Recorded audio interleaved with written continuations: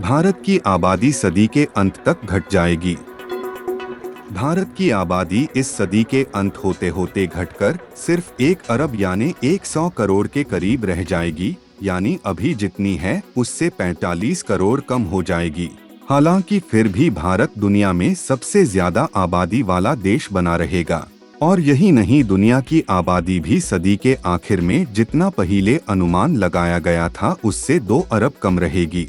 ये अनुमान प्रतिष्ठित मेडिकल जर्नल लैंसेट में छपी एक ताज़ा रिपोर्ट में लगाया गया है।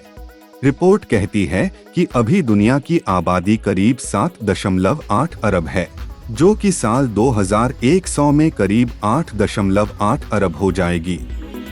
लेकिन संयुक्त राष्ट्र ने 2019 में जो रिपोर्ट प्रकाशित की थी उसमें साल 2100 तक दुनिया की आबादी करीब 10.9 अरब होने का अनुमान लगाया गया था।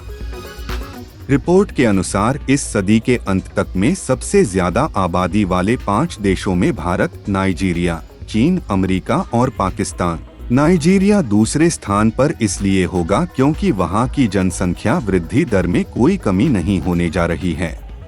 भारत में 2047 के बाद घटेगी आबादी। भारत के बारे में रिपोर्ट में अनुमान लगाया गया है कि भारत की जनसंख्या वृद्धि दर में साल 2047 के बाद से कमी आएगी। साल 2047 तक भारत की जनसंख्या बढ़कर अपने उच्चतम स्तर पर पहुंच जाएगी और उस वक्त देश की जनसंख्या करीब 1.61 अरब होगी। भारत की जनसंख्या वृद्धि दर 2010 से लेकर 2019 तक औसतन 1.2% बताया गया है और कहा गया है कि इस रफ्तार से भारत चीन को 2027 तक पीछे छोड़कर दुनिया का सबसे ज्यादा आबादी वाला देश बन जाएगा। वहीं दुनिया की आबादी साल 2064 में अपने उच्चतम स्तर पर पहुंचेगी। इस साल तक पूरी दुनिया की कुल आबादी करीब 9.73 अरब होगी। क्यों घटेगी भारत की आबादी? संयुक्त राष्ट्र की रिपोर्ट में जो अनुमान लगाया गया था उसकी तुलना में लैंसेट की रिपोर्ट के मुताबिक दुनिया की आबादी के 35 साल पहले ही अपने उच्चतम स्तर पर पहुंचने की संभावना है। लैंसेट ने अपनी मौजूदा रिपोर्ट में कहा है कि संयुक्त राष्ट्र ने अपनी रिपोर्ट में गिरते प्रजनन दर और बुजुर्गों की आबादी को तो ध्यान में रखा था, लेकिन कुछ दूसरे मापदंडों को नजरअंदाज किया था।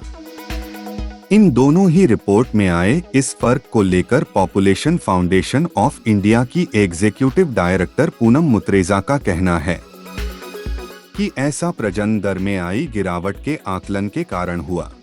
साथ ही संयुक्त राष्ट्र ने जो डेटा लिया था वो पिछले 10 सालों की जनगणना के आधार पर था, जो कि 2.1% था, जबकि इस जनगणना में वो घटकर सिर्फ 1.8 रह गया है। लैंसेट में छपे अध्ययन में बिल्कुल हालिया रुझान को शामिल किया गया है। संयुक्त राष्ट्र की रिपोर्ट और लैंसेट की ताज़ा रिपोर्ट, ये दोनों ही अनुमानों पर आधारित है और ये अनुमान मौजूदा प्रजनन दर के आधार पर लगाए गए हैं। भारत के अधिकांश हिस्सों में प्रजनन दर में तेजी से गिरावट आ रही है।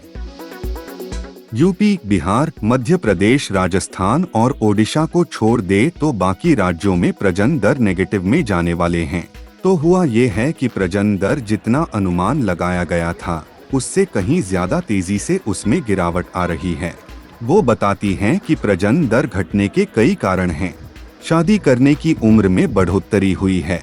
लोग अब 2 बच्चों के बीच अंतराल रख रहे हैं।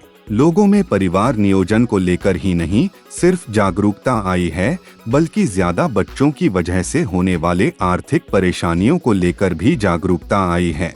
खास तौर पर गरीब लोगों में ये जागरूकता आ रही है। वो बच्चों को पढ़ाना लिखाना चाहते हैं। इस पर भी काफी खर्च आ रहा है। ये तमाम वजह हैं जिसकी वजह से प्रजनन दर में गिरावट आ रही है। भारत के सामने क्या चुनौतियां होंगी? रिपोर्ट के अनुसार 2047 तक जब भारत जैसे बड़ी आबादी वाले देश की जनसंख्या करीब 1.61 अरब होगी, भारत तब दुनिया में सबसे ज्यादा आबादी वाला देश होगा। 2040 के बाद हमारी आबादी का बड़ा हिस्सा बुजुर्ग होने लगेगा और कमाने वाले लोग कम हो जाएंगे। लैंसेट की रिपोर्ट में 23 ऐसे देश हैं जिनकी आबादी घटकर आधी हो जाने की बात कही गई है। इन देशों में जापान, स्पेन, इटली, थाईलैंड, दक्षिण कोरिया, पोलैंड और पुर्तगाल जैसे देश शामिल हैं और इसी कारण उन देशों को भारत से लोगों को बुलाने की जरूरत पड़ेगी।